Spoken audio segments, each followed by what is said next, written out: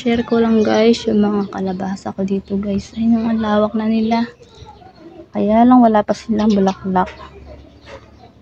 Ayan guys. So, tingnan nyo dito yung kalabasa guys. Puro talbos oh. Ayan oh. Ang tataba nila. Kahit isa wala pa silang bulaklak guys. Pero ang lawak na. Nakakatuwa. Good morning guys. Meron nga pala ako ditong karne ng baboy. Nilagyan ko na to ng mga sangkap na asin, paminta, 5 spice, tapos konting oyster sauce. Ayan lang guys ang nilagay ko dito. Tapos ito nga pala itong ibang kulay na to, na karne ng baboy. Ito yung natira na karne nung naglaga ako guys. Sinama ko na rin siya kasi sayang naman. Nirep ko to guys. Ayun, dami pa naman. Oh, sayang. Isasama ko na siya sa lulutuin ko ngayon guys. Samahan niyo ako magluto. Ito naman guys, harina tsaka cornstarch. Pinaghalo ko lang.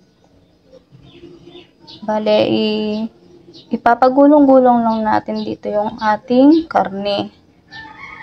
Yan, ganyan lang. Paulit-ulit lang guys. Tapos, hanggang sa malagyan na natin lahat ng karne.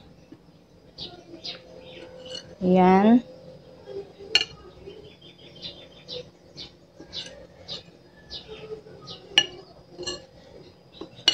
Ayan lang guys. Pagugulungin ko muna lahat guys ng karne. Samahan nyo ako magluto.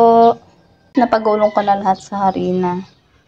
Piprituhin naman natin to guys. Ayan.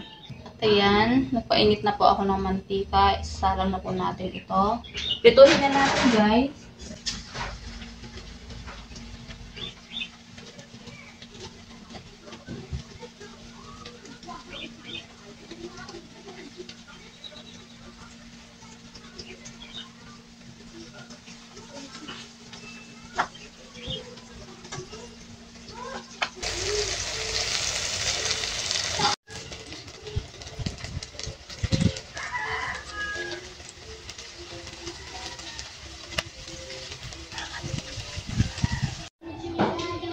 At ayan na po guys, naluto ko na po lahat.